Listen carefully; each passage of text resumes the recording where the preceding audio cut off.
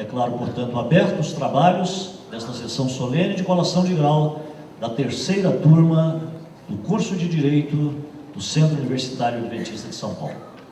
Convidamos para proferir seu discurso o formando Fernando Cerqueira Cardoso, representando o corpo discente da turma da manhã.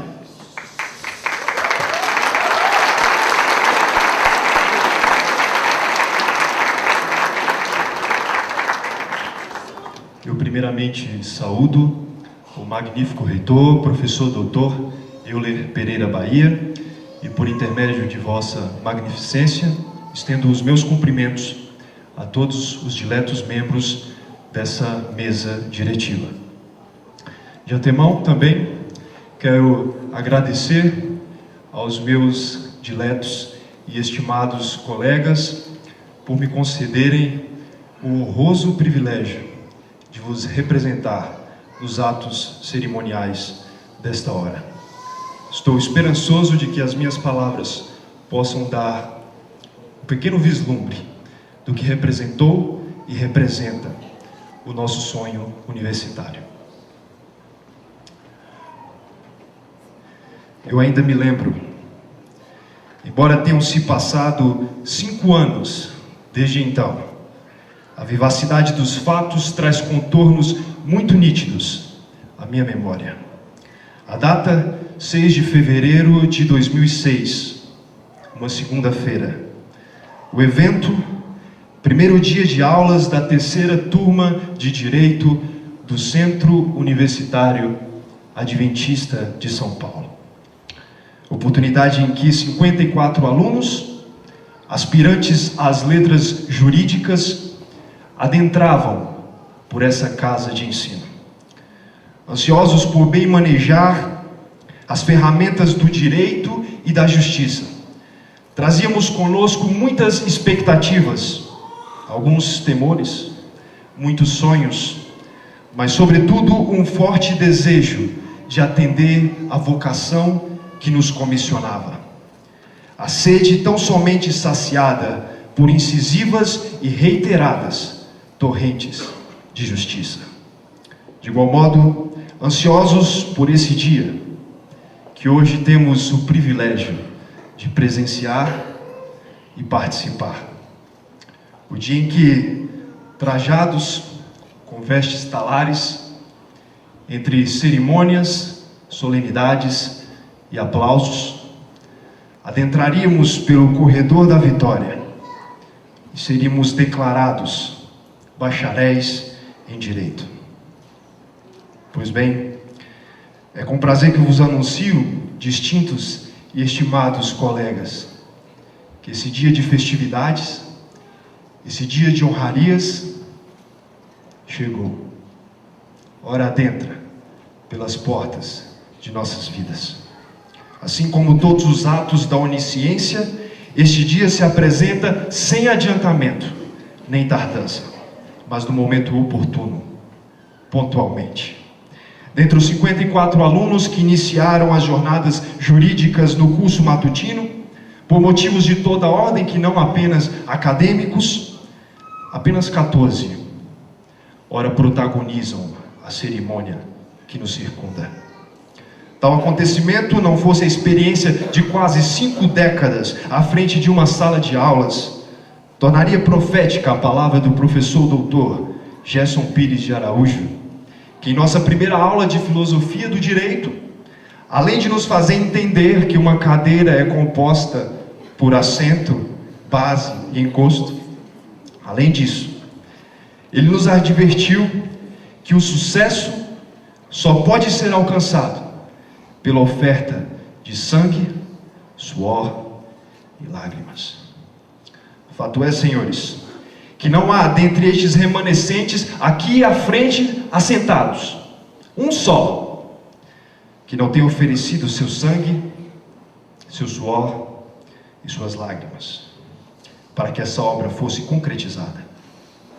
Como guerreiros que destemidamente sujeitam-se ao combate, incertos quanto à própria vida do outro lado do lagar, incertos da glória do despojo, sem dar por conta se suas forças seriam suficientes nós guerreamos e vencemos. Com vigor e ardor, nos revestimos das armas do direito, certos de que a cadeira universitária foi a menor dentre as lutas que nos reservam a carreira profissional. Entretanto, seria um despropósito dizer que alcançamos sozinhos tão grandiosa vitória. Seria uma ofensa sem reparos afirmar que o poder de nossa própria espada, sem qualquer retaguarda, atravessou ileso os campos de batalha. Bem sabemos, senhores colegas, que isso desvirtuaria os fatos, os traria a uma superficialidade indesejável e os reduziria ao amontoado egocêntrico de falsos troféus e perniciosas ilusões. Se assim o é, mais do que receber congratulações e toda sorte de festejos, hoje é dia para agradecer. Hoje é dia para reconhecer que a força não está no guerreiro solitário que empunha sua espada. A força e a honra estão em todo o exército de valentes que o ampara e o conduz ao triunfo. Agradecido sou a Deus, porque temos aqui hoje representantes de todas as infantarias. E a estes, agora dirijo minhas singelas palavras. Pais e mães, e a todos aqueles familiares, sanguíneos ou afetivos que de algum modo assumiram essa condição no transcorrer de nossas vidas. Não há outra palavra para vos descrever. Não há outro título para vos investir que não o de heróis. Heróis da perseverança, heróis do zelo, heróis da coragem, heróis do exemplo, heróis da compreensão, heróis da abnegação, do trabalho e, sobretudo, heróis do incondicional amor. Aos senhores devemos o nosso caráter, aos senhores devemos cada fagulha do nosso sucesso pessoal e acadêmico. Aos senhores devemos noites mal dormidas e joelhos quebrantados em oração. Aos senhores devemos o trabalho abnegado, que deixando a si mesmos em ordem de prioridades, inferior de prioridades, os fez pensar e satisfazer primeiro as nossas necessidades. Portanto, sabedores de que nossa dívida é incalculável e impagável, nada mais nos resta que não ofertar a nós mesmos. Somos teus filhos, teus herdeiros. É o salmista quem declama: como flechas na mão do guerreiro, assim são os filhos da mocidade. Feliz o homem que enche deles a sua aljava. Asseguramos-lhes, não serão envergonhados quando falarem com as autoridades à porta. Professores e mestres, para descrever a relevância ímpar de seus ensinamentos, valho-me do mito da caverna, tão magistralmente delineado por Platão. Agradecemos-lhes por vosso zelo e coragem em resgatarmos do interior da fria e enganosa caverna da ignorância e insensatez. Perdidos em nosso próprio mundo de ideias e raciocínios distorcidos, continuaríamos em nossa condição de prisioneiros. Crentes que as sombras projetadas no interior da caverna tratavam-se da fiel representação da realidade. Sim, o ensinar é um dom divino. As fibras de seu processo materializam-se pelo compartilhar, pelo ato altruísta e insuperável de doar-se.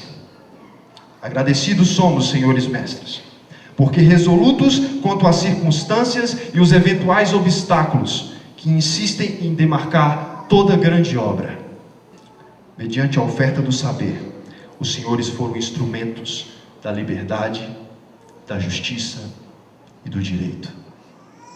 De igual modo, obrigado por destituir os patamares da hierarquia desnecessária e, como aliados e parceiros, amigos por excelência, terem conosco percorrido por entre os ora retos, ora sinuosos, caminhos das ciências jurídicas. Amigos, quem são, o que representam. Deste modo, inquiriu-se Aristóteles, ansioso por bem definir tão estupenda relação de proximidade e reciprocidade, predisposta por escolha pessoal. Frente ao questionamento, afirmou o filósofo: amigo é uma única alma que vive em dois corpos. Aqui registramos o nosso agradecimento pelo braço estendido na batalha, pela palavra de ânimo dita no momento oportuno, pelo abraço apertado no momento de dor. Agradecemos por se permitirem materializar as sábias palavras do rei Salomão, rei de Jerusalém, há muito tempo preconizadas no texto sagrado. Em todo tempo, amo o amigo, que na angústia se faz o irmão. Obrigado, amigos, por serem membros convidados de nossas famílias. Centro Universitário Adventista de São Paulo. O lema desta instituição é educar e servir. Palavras que, embora singelas, consubstanciam um profundo conceito pedagógico. Conceito este que, aplicado ao cotidiano jurídico, revela-se como uma controvérsia, sem equiparações. Entretanto, foram estes conceitos impopulares para a sociedade pós-moderna, que nós aprendemos aqui nessa academia. Conceitos impopulares para a turma do eu primeiro. Conceitos inadequados para aqueles que consideram educar apenas a transmissão de uma quantidade desenfreada de informações, que supostamente motivada pela busca do progresso social e econômico, traduz-se na realidade como desejo pelo lucro e pela satisfação pessoal, demonstrando-se em seu proceder a máxima de que os meios são justificados pelos fins. Portanto, ao Centro Universitário Adventista de São Paulo, a nossa gratidão, pois embora nós, aspirantes às letras jurídicas, estivéssemos ansiosos pelo conflito judicial, essa casa dirigiu nossos mestres ao ensino da arte da conciliação. Embora estivéssemos ansiosos por tocar e bem manejar as letras frias das leis materiais e instrumentais, esta instituição nos apresentou o ser humano como a razão de ser da própria lei. Obrigado também por nos ensinar e motivar a preencher a maior necessidade do mundo, que é a de homens que não se comprem e nem se vendam. Homens que no íntimo da alma sejam verdadeiros e honestos. Homens que não temam chamar o erro pelo seu pecado exato, pelo seu nome exato. Homens cuja consciência seja tão fiel ao dever como a bússola o é ao polo. Homens que permaneçam firmes pelo que é reto, ainda que caiam os céus. Deus, eu o deixei por último, mas esclareço que isso não o coloca em grau de importância inferior aos demais grupos homenageados. Na verdade, propositalmente, o deixei para o final. Quero com isso enfatizar que a Deus e somente a Ele devem ser oferecidas toda a honra e toda a glória. Todos os grupos de homenageados foram pilares indispensáveis ao nosso sucesso. Contudo, devo postular que Deus não é um dos pilares da nossa formação jurídica e moral. Ele é o próprio fundamento. Ele é a própria ciência da justiça e do direito. Como disse Voltaire, iluminista francês, em determinada etapa de sua vida, a falsa ciência gera ateus. A verdadeira ciência leva os homens a se curvar diante de Deus. E concluo. Vieram os senhores hoje a presenciar uma formatura de direito? Insatisfeito ficaria eu, se por tal critério fôssemos considerados. É nosso desejo que sejamos enquadrados como operadores do justo, e não apenas como operadores do direito.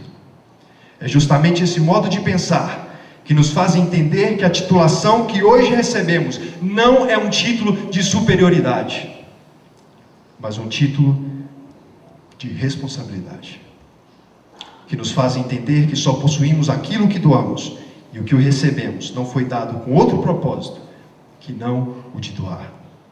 As cerimônias e as formas que nos circundam nada significam. De nada adiantam as vestes talares sobre nós sobrepostas, se não nos permitirmos ser usados como instrumentos em prol da justiça, revelada pela dignidade da pessoa humana. É sobre esse critério que desejamos pautar nossas vidas e todas as fibras do nosso caráter. Muito obrigado.